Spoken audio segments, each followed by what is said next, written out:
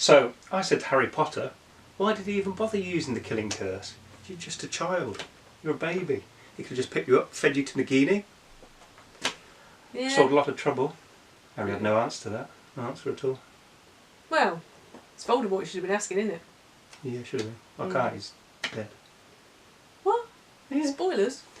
Anyway, welcome to the wonderful world of Wardini books. I'm Wardini. This is Lou. And we're going to be talking about goldfish. No, we're not. We're going to be talking about books. Okay, so you start off. So 2 books for you today. So I'll start with this one because I'm actually holding it, and I'm sure it'll be appearing from underneath the water any second now.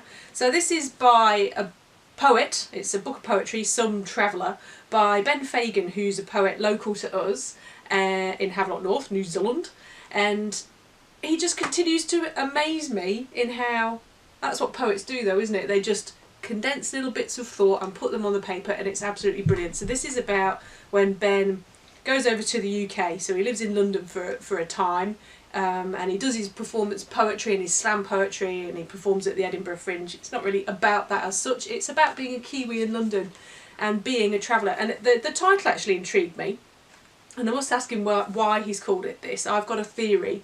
It could be like some traveller as in some random traveller, but then do you remember in Charlotte's Web where it's an American novel, so the spider puts some pig as in like what a pig, it's that kind of thing. So I wondered if it could be like some random traveller or it could be like some awesome traveller. So that was quite cool.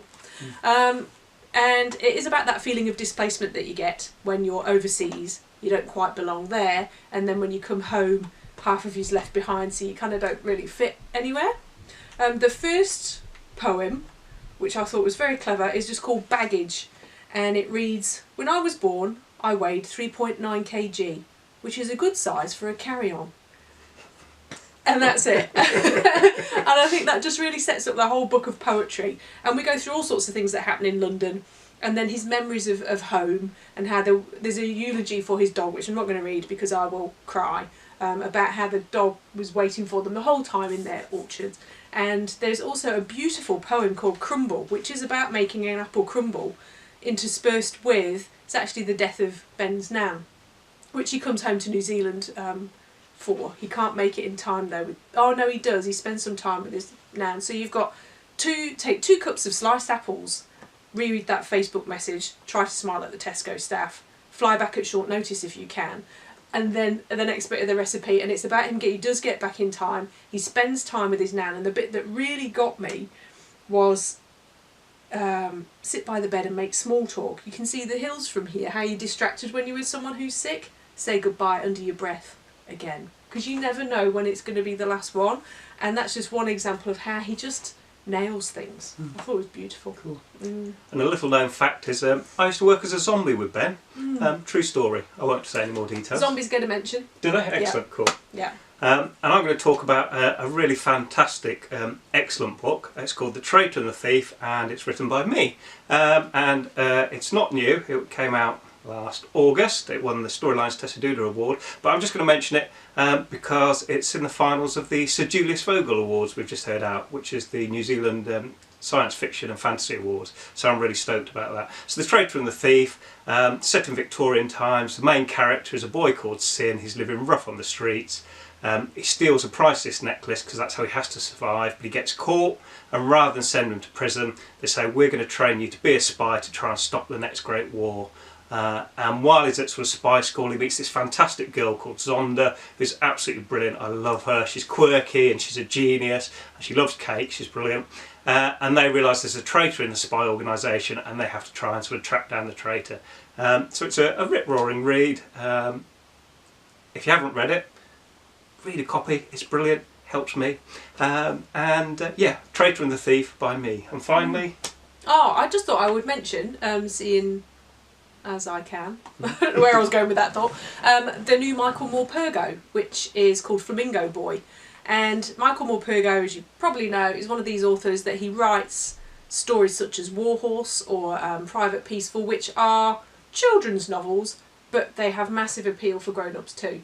So they're easy to read, but they have a lot of depth to them. So this one, I've just discovered the main character, Lorenzo. This one deals with difference, and it's set in the Camargue in the south of France in the Second World War when France is under occupation.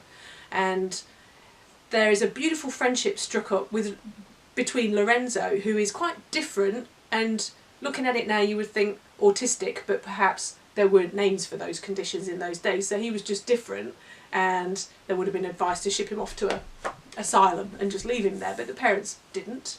And he's obsessed with the flamingos that live in the lakes around there, and he becomes friends with a Roma girl, a Romany gypsy I suppose you would call them. And of course the Nazis didn't like them. They didn't like people with disabilities, they didn't like gypsies, as well as all the other people that they didn't like.